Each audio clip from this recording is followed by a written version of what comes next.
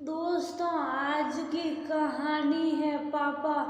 जिंदगी सुख कम दुख ज़्यादा देती है। दोस्तों, कहानी शुरू करने से पहले अगर आपने हमारे चैनल को अभी तक सब्सक्राइब नहीं किया हो तो कर लीजिए ताकि आपके पास पहुंच सके हर नया वीडियो।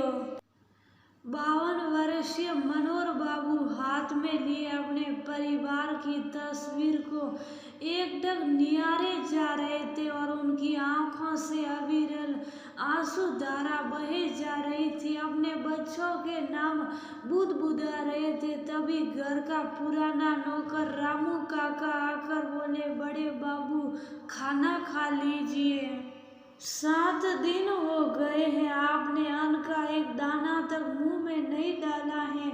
बहुत कहने पर पानी जूस ले लिया, बस संबंध का फोटो देखकर रोते रहते हैं। ऐसे तो आप बीमार पड़ जाएंगे। और ठीक है काका, आप टेबल पर लगाइए। ऐसा तो नहीं है, लेकिन फिर मेरे पीछे आप भी भूखे रह जाए, ये पाप तो मेरे ही सिर आएगा ना। कहते हुए मनोहर बाबू तस्वीर को पलंग के साइड टेबल पर रखकर डाइनिंग टेबल से लगी कुर्सी पर बैठ गए। रामू काका ने मूंग की तड़के वाली दाल परोसी और चपाती उनके हाथ में दी तो उनकी नजर सामने की कुर्सी पर पड़ी।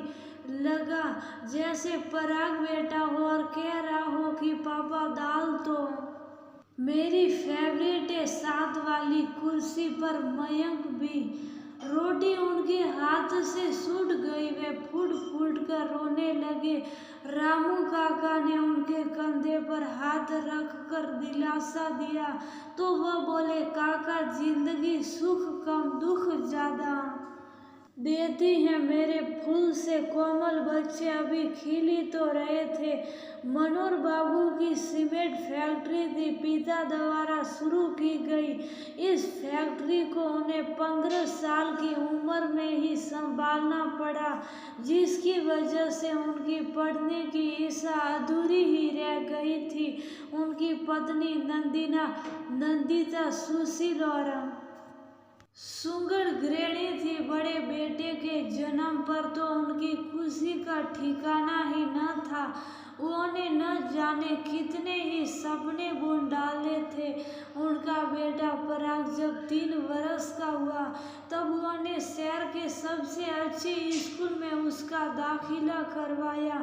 स्कूल जाकर पराग बहुत खुश था, लेकिन कुछ ही महीनों बाद उसकी सेहत खराब रहने लगी। उसे अक्सर सर्दी खांसी और सिर दर्द रहने लगा। मनोहर बाबू बेटे को लेकर कभी एक अस्पताल तो कभी दूसरे अस्पताल दौड़ते, जिसके कारण पराग का स्कूल छूट गया और कारोबार भी मंदा पड़ गया।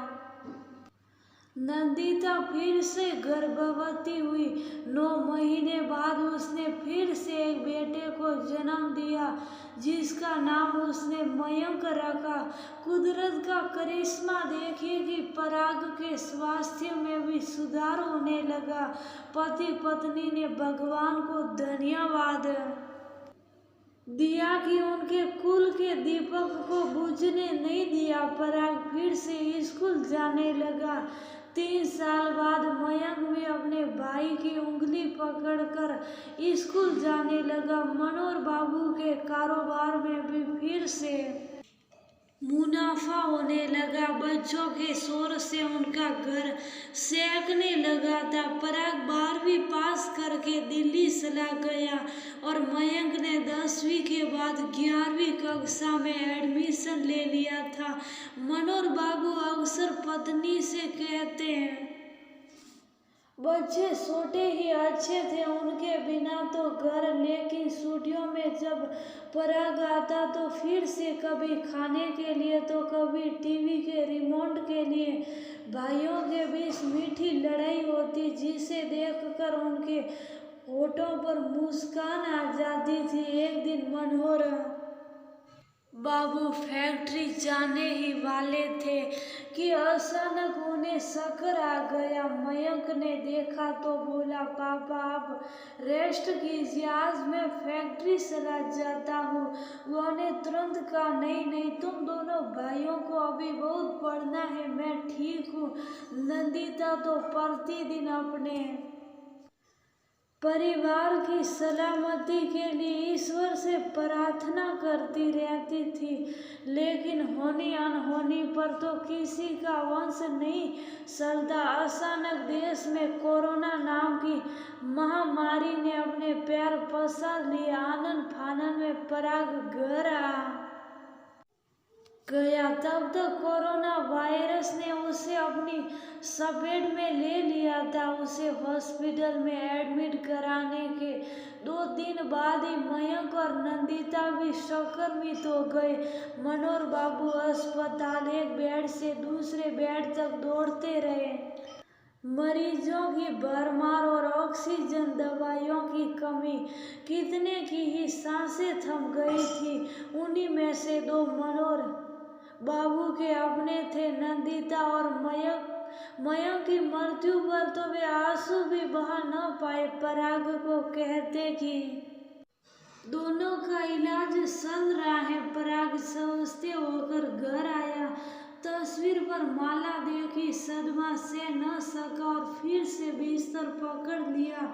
फिर एक दिन पिता का हाथ पकड़कर बोला, पापा मैं फिर से आऊँगा, और हमेशा के लिए उनका हाथ छोड़कर चला गया। बस तभी से वे बस रोते ही रहे हैं, मामा जी ऐसे कैसे चलेगा, खाना रखा है और आप। मुदीत ने उन्हें समझाया, जो उनकी ससुरी बहन का बेटा था और फैक्ट्री में भी काम करता था। उसने उन्हें किसी तरह से 2 कौर खिलाया और मास्क पहनाकर अपने साथ बाहर ले गया। दुकानें कुछ खुली कुछ बंद थी। तभी मनोहर बाबू ने देखा कि 4 बच्चे रोटी के लिए झगड़ रहे हैं। उनके चेहरे पर मास्क भी न था। मुदीत ने बताया कि ये वो बच्चे हैं जिनके माता पिता को कोरोना लीन हो गया है। घर पर रिश्तेदारों ने कब्जा कर लिया और अब वे इसी तरह भटक रहे हैं। पेट की आग बुझाने के लिए जद्दोजहद कर रहे हैं। घर आने पर उनकी आंखों के सामने उन्हीं बच्चों की तस्वीर घूम रही थी। इन बच्चों का वर्तमान ऐसा है तो भविष्य। सच में जिंदगी सुख कम दुख ज्यादा देती है। उस रात वह करवट बदलते रहे और सुबह उठकर उसी जगह पर गए जहाँ वे सारों बच्चे बेहाल से पड़े हुए थे। उनकी आंखों से आंसू बहने लगे। उन्होंने अपनों को खोया है तो इन मासूमों ने भी अपने माता पिता को। उन्होंने अपनी बाहें फैला दी और सभी को अपने अंक में समेटकर अपने संग घर ले आए। अब मनोहर बाबू उन्हें नहलाते, अपने हाथ से खाना खिलाते, उनके साथ खेलते और अपने दुख को भूलकर उनके सुख में ही अपनी खुशी ढूंढ ली। रामू काका ने उन्हें भरपूर सहयोग दिया। ऑनलाइन स्कूल खुले तो उनका एडमिशन करा दिया।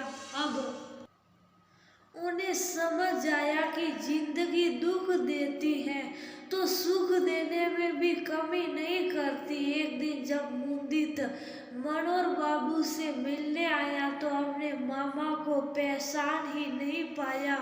बच्चों के बीच उसके मामा भी एक बच्चा बने हुए थे।